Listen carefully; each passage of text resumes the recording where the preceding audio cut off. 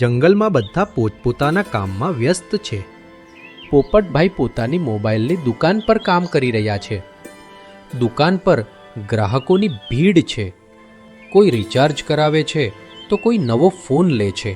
ધીમે ધીમે સાંજ પડે છે અને દુકાન બંધ કરવાનો સમય થાય છે.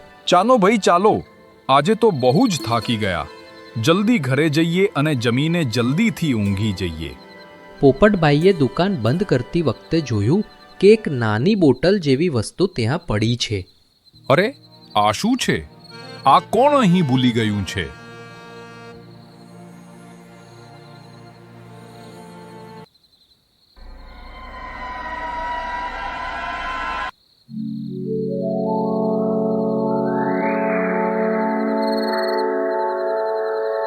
અરે ભાઈ, તું કોણ છે અને ક્યાંથી આવ્યો? મને તાત્કાલિક કામ આપો, નહીં તો હું તમને ખાઈ જઈશ. અરે ભાઈ, તું કોણ છે અને ક્યાંથી આવ્યો? હવે હું તારો ગુલામ છું, પરંતુ હંમેશા કામ માંગુ છું.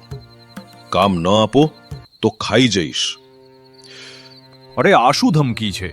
ખાઈ જઈશ વારંવાર એક જ વાત કરે છે. હું તને ઓળખતો પણ નથી અને મને મારી નાખવાની ધમકી આપે છે. તું છે કોણ? હું એક જીની છું. જો તમે મને કોઈ કામ નહીં આપો તો તમને જ મારી નાખું, એવું મારું વરદાન મળ્યું છે.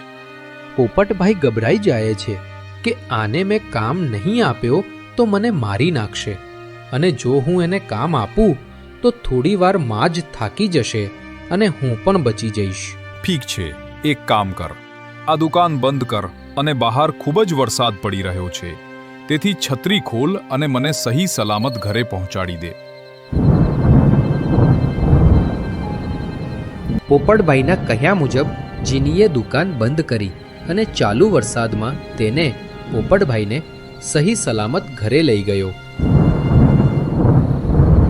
જીની અને પોપટભાઈ ઘરે પહોંચી ગયા, પણ જીની હજુ પણ પોપટભાઈની સાથે જ હતો અને આખા દિવસના થાકેલા પોપટભાઈ જીનીથી પણ ખૂબ કંટાળી ગયા હતા. પોપટભાઈ, મને પહેલા જલ્દીથી કામ આપો. જા, મારી માટે જમવાનું બનાવી આવો. પોપટભાઈ વિચારમાં પડી ગયા કે આનાથી કેવી રીતે છુટકારો મેળવવો, અને 10 મિનિટ પછી જ જીની જમવાનું પણ લઈ આવે છે. હાલો પોપટભાઈ, તમારું ભોજન. મને જલ્દીથી બીજું કામ આપો. એક કામ કર, હવે તું પણ જમીને ઊંઘી જા. હું તને કાલે સવારે બીજું કામ આપીશ. હું પણ જમીને સૂઈ જાઉં છું. મને ઊંઘ નથી આવતી અને ભૂખ પણ નથી લાગતી. હું તમારો ગુલામ જ છું. બસ તમે જે કામ આપશો એ હંમેશા કરીશ, અને કામ નહીં આપો તો તમને ખાઈ જઈશ. મને કામ આપો છો કે હું તમને ખાઈ જાઉં? તું વારંવાર મને ખાવાની વાત ન કર બાપા. એક કામ કર, જા, તું પહેલા આખા જંગલમાં આટો મારી આવ. જીની તો જંગલમાં આંટો મારવા જતો રહ્યો અને પાછળ પોપટભાઈ હજુ પણ આનાથી છુટકારો કેવી રીતે મેળવવો એની ટેન્શનમાં હતા.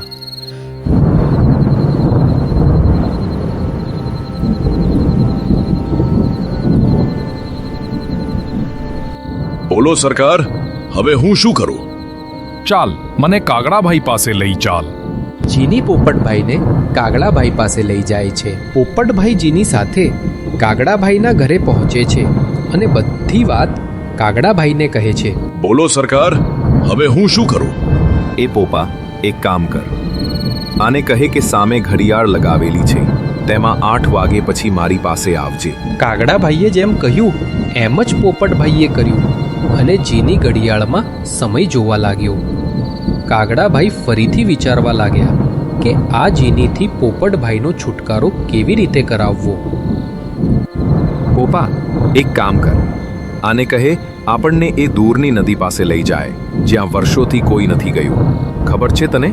ત્યાં બધા જવાનો ડરે છે. ત્યાં આપણને લઈ જાય.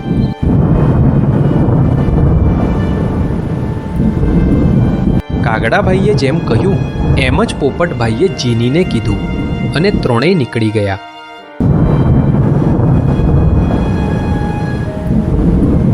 કાગડાભાઈએ જેમ પોપટભાઈને સમજાવ્યું એમ જ ત્યાં પહોંચીને તેમણે જીનીને કહ્યું, હું તને જ્યાં સુધી ઊભું રહેવાનું ન કહું ત્યાં સુધી તારે અહીં ઉપર નીચે થતા રહેવાનું. આટલું કહીને કાગડાભાઈ અને પોપટભાઈ ઘરે પાછા જતા રહ્યા અને જીની ત્યાં જ રહીને ઉપર નીચે થતો રહ્યો.